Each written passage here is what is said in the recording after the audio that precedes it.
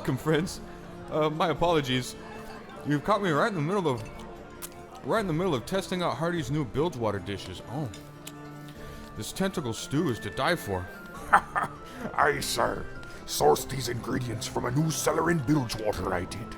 They be as fresh as a newborn scuttleshell. I don't doubt it. Keep that guy on file, Hardy.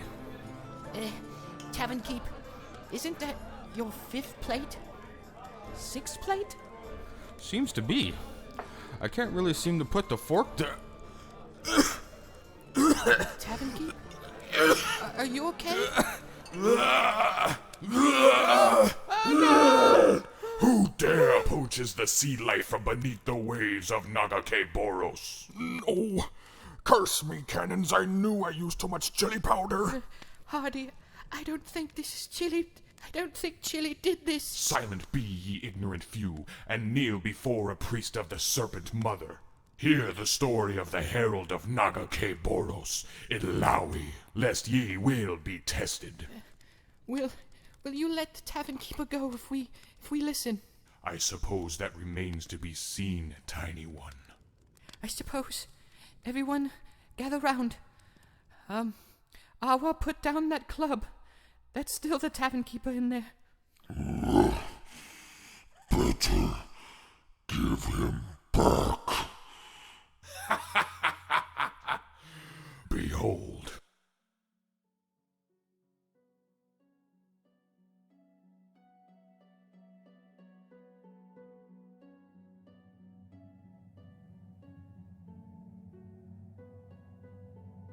Truth-bearer, this is why we must retreat to Baru.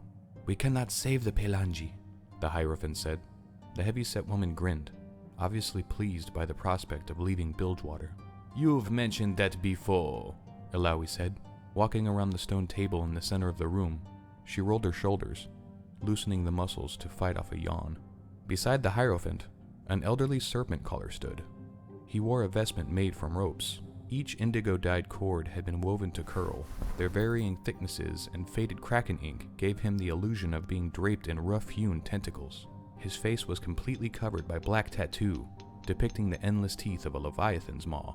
Monks and serpent callers were always trying to look scary. It was an annoying habit of most men, Illaoi thought. The greatest beasts won't approach Bilgewater, the serpent caller said with a wheeze. They stay out in the water, away from the stench of the slaughter docks. At best, a few half-starved younglings will heed our summons. Only the greatest children of Nagake-Boros were strong enough to consume the mists and defend the city from the harrowing. The rest of the Serpent Isles didn't have this problem. It was yet another reminder of the ignorance of Bilgewater's population. The mainlanders and their descendants didn't give time for the fresh water to flow through and clean their docks. Instead, the Pelangi settled permanent anchorages around every shore in the bay. It was so foolish. Many of the priesthood asserted it was proof the Pelangi actually wanted to be consumed by the black mists. Crap, Illaoi said. If she was going to stay, she would have to find a way to defend the city without serpents. She picked up the food from one of the offering bowls around her before selecting a mango. She needed a plan, and these two fools were useless. A loud crack interrupted her musing. A heavy wooden door had slammed open downstairs. Gangplank's voice howled. The words were unintelligible, echoing around the stone walls. We pulled him from the water as you commanded, the Hierophant smiled, adjusting the jade collar of her office. Perhaps it would have been better to let his energy return to Nagake-Boros? You do not judge souls. Of course, Truth-bearer. It is for Nagake-Boros to judge, he said, implying that Illaoi's opinion was biased. Illaoi walked between the two clerics, dwarfing the pair of them. Even for an islander, the Truth-bearer was tall. It had always been so. She was taller even than the largest Northman. As a girl, she had been self-conscious about it, always feeling like she was stumbling into people. But she had learned, when I move, they should know enough to get out of my way. She lifted the Eye of God from its stand. The golden idol was larger than a wine barrel, and many times the weight. Her fingers tingled against its cold metal. It had been placed next to a giant roaring fire, which illuminated the room, but the Eye of God stayed forever cool and damp to the touch. Illaoi deftly shouldered its massive weight. In a dozen years, the Truth-bearer had never been more than 2 strides from it. Hierophant, I remember my duties, Illaoi said as she headed down the stairs. We will not be retreating to Baru. I will stop the harrowing here. The High Priestess had done little but complain since arriving from Baru, but there was some truth to her words. When Gangplank's ship had exploded, Illaoi's heart had jumped. It had been many years since they had laid together, many years since she had ended the relationship, but some feeling still lingered. She had loved him once. Stupid old bastard. Surrounded by tall walls of interlocking stones, the courtyard to the temple was shaped like the fanged mouth of a leviathan. The entrance looked over the blue waters of the bay far below. Illaoi stomped down the stairway toward the front of the gate. She assumed she would have to smack Gangplank in the mouth. He was prone to arrogance and rum. But still, it would be nice to see him. She was unprepared for the snarling creature in her temple's entrance. She knew he had been injured, but not like this. He was limping badly and bent over from shattered ribs. He cradled what was left of his arm. He swung a pistol around the room with his other arm, in a half-mad attempt to force the monks and the priestess to back away from him, oblivious to the fact that these were the very people who had pulled his drowned body from the bay only a few hours ago. Worse, his pistol was clearly empty and completely useless. Where is Illaoi? He bellowed. I am here, Gangplank. You look like crap. He fell to his knees. It was misfortune. It had to be. Working with those two alley whores. They sank it. I don't care about your warship, she said. You were always telling me to move on, to head back out to sea. I needed a boat. You need only a canoe for the sea. This is my town, he screamed. The monks and the priestess surrounding Gangplank tensed at this outburst. That Gangplank was foolish enough to make such a claim while standing in a structure thousands of years older than his city was dangerous in itself. But a Pelangi shouting at the thrice-blessed truth-bearer in her own temple. Any other man would have been dumped into the sea with broken knees. It's my town, he roared again. Spittle flew from his mouth in rage. So what are you gonna do about it? Illaoi said. I need Okao and the other chief's support. They'll listen to you. If you ask them, they'll help me. He lowered his head in front of her. What are you going to do about it? Illaoi said, raising her voice this time. What can I do? He said hopelessly. She took my ship, she took my men, and she took my arm. Anything I had left, I used to get here. Leave us, Illaoi told the other priests, and she walked towards the gate. She looked down on Gangplank. It had been 10 years since she last seen him. Drink and worry had taken his dashing looks. There is nothing for me in this town, and without your help... His voice trailed off when he met her gaze. Illaoi kept her eyes as hard and unforgiving as the Kraken. She gave Gangplank nothing. The priestess of Nagake Boros could show no pity or sympathy, even if it tore at her chest. In despair, the old captain's eyes darted away from hers. I could do that, Illaoi said. And with a word, the tribes of Okao's gang would join you. But why should I? Help me, damn it! You owe me! He snapped like a child. I owe you? Illaoi rolled the words in her mouth. I keep up the rituals! I keep up the sacrifices! Gangplank snarled. But clearly you did not learn the lesson. Rituals? Sacrifices. You speak of things for weak men and their weak gods. My god demands action, Illaoi said. I suffered for this town.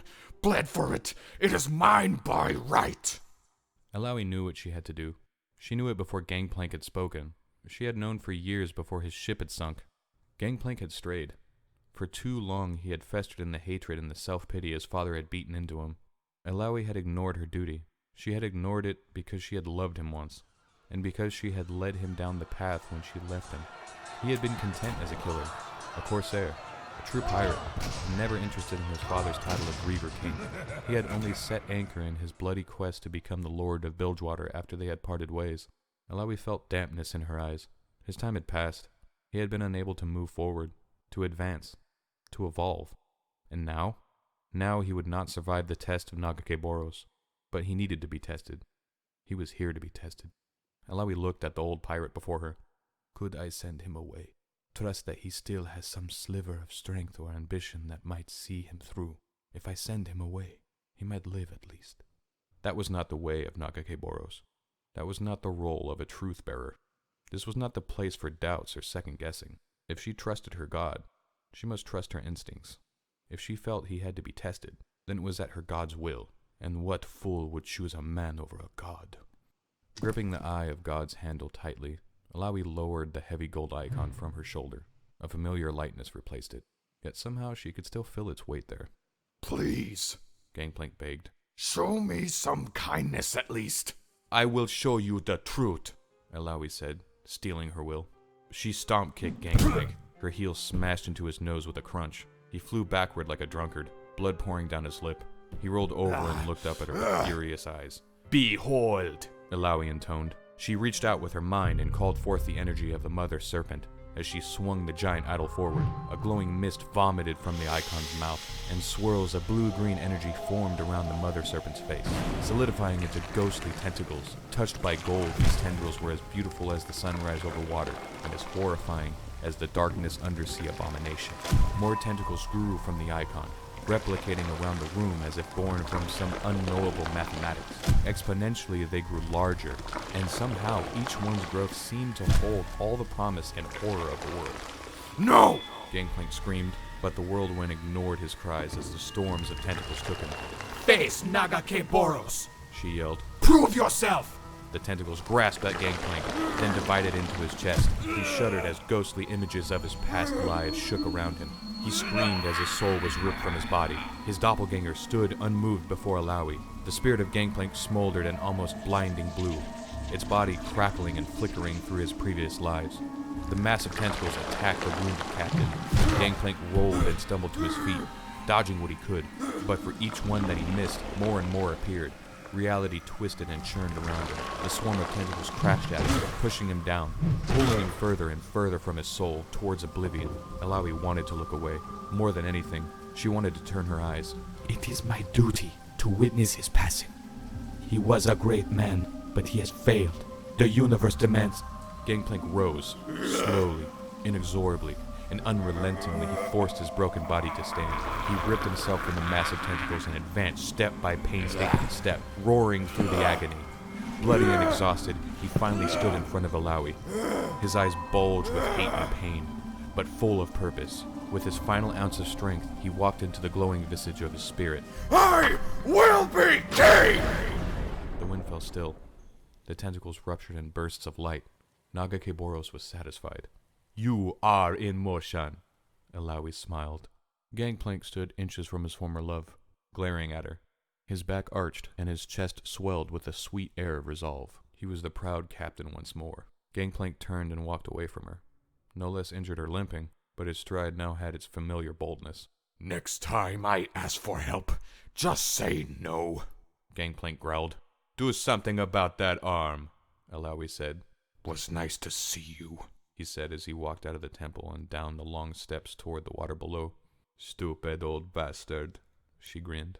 As the monks and the Hierophant returned to the antechamber, Illaoi remembered there were 1,000 things she needed to do, 1,000 little burdens she needed to carry. The truth-bearer would have to meet with Sarah Fortune. Illaoi suspected Nagake Boros would soon need to test the bounty hunter. Tell Okao and the chiefs to support Gangplank, Illaoi said to the Hierophant. Help him retake the city. The city is in chaos. Many want his head. He won't survive the night, the Hierophant grumbled, looking at the injured captain struggling down the steps. He is still the right man for the job, Illaoi said as she hefted the eye of God onto her shoulder. We can never be certain if we're doing the right thing, or how things will happen, or when we will die. But the universe gives us our desires and our instincts, so we must trust them. She began walking up the steps from the courtyard to the inner temple, the truth-bearer's idol on her shoulder. It was a heavy burden, but Illaoi didn't mind it. She didn't mind it at all.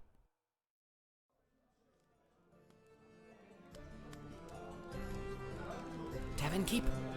Tavern Keep, wake up! Wake up, Tavern Keep! Oh, come on, Keep. Please wake up. If you don't wake up, I swear on the seas I'll never cook again. Whoa. Yay, he's awake. My head. Blessed I'm awake. sunsets. What? No, what happened? What happened? Don't worry about that now, Tavern Keep. Everything's good now. Everyone's fine. What did I do?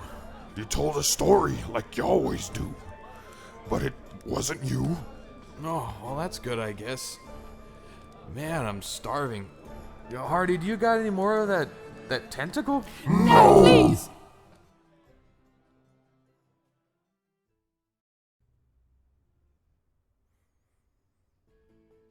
Hey everybody, thanks for stopping by the tavern this week. I finally did it, I finally got this one out. It took me so long. I ended up with a pinched nerve in the back of my neck and it really took me out and it stopped all of my workflow. Sorry about that, but I'm feeling better, everything's looking good.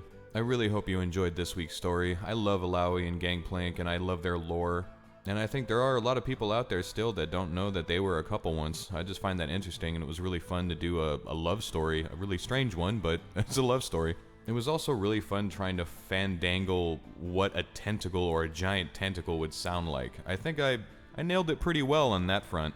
If you were wondering what the tapping sound was earlier on in the story when I was describing that man's tattoo on his face, I really wanted to play off the sound of traditional Islander tattoos. They don't use a tattoo gun. If you're ever interested, definitely look that up on YouTube. I just think their artwork is beautiful. Also, for Illaoi's voice, I found it extremely difficult to emulate a strong-willed, heavyset Islander woman, because I'm not one of those. But I tried my best, and we got what we got. I'm very excited to continue and explore other places in Runeterra's lore.